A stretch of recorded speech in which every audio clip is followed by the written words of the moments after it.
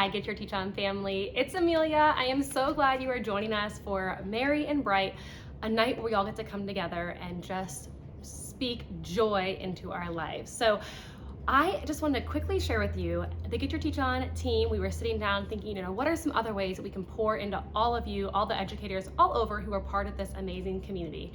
And one way we thought was to give you the gift or the opportunity to truly relax over your break.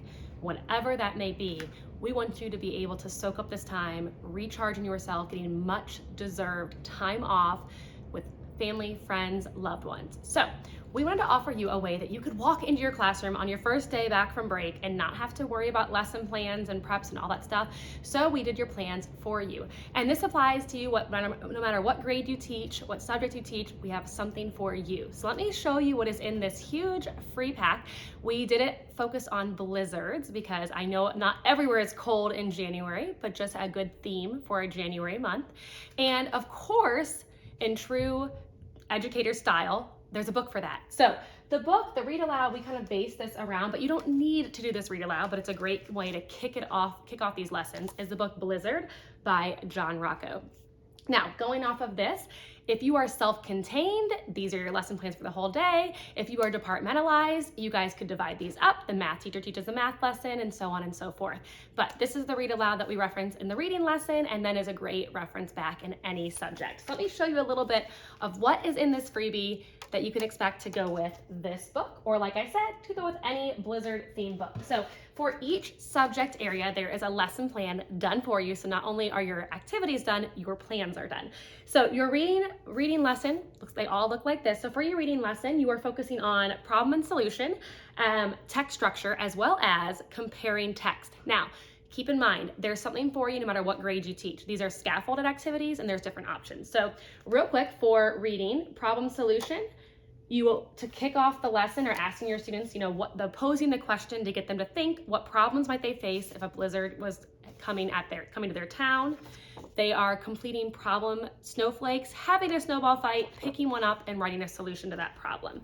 That's one activity, and then you can do both. But the second one is a compared text with an original nonfiction passage about the Great Blizzard of 1978, the one that the book references, and some close read tasks to do with it. And all of the directions for that are in the lesson plan. Then it goes into your writing lesson, and for your writing lesson, there are 3 different options. You can do I'll show you those options. There is list writing, there's a rubric for each, list writing, narrative writing, or opinion writing, and there also are 2 different versions of the rubric for upper elementary to middle and for lower as well. So each of those have their rubrics already done for you, so your students understand the expectations, as well as writing templates that are offered in secondary, primary. They have a photo with them, primary lines for each of those writings. So Blizzard must-haves for their list building, all snowed in for their narrative story, or do you love snow, yes or no, for their opinion writing. Then for math, there is snowflake numbers, so snow much fun for math, and this can be a scoot activity, it can be an around the room, however you want to do it, but there's lots of options in the lesson plan. Students just need their recording mat that looks like this, and then you have snowflakes with numbers on them. Now again, this can be differentiated to any grade. So I put in the pack up to number 32, but then I also put blank ones so you can write your own.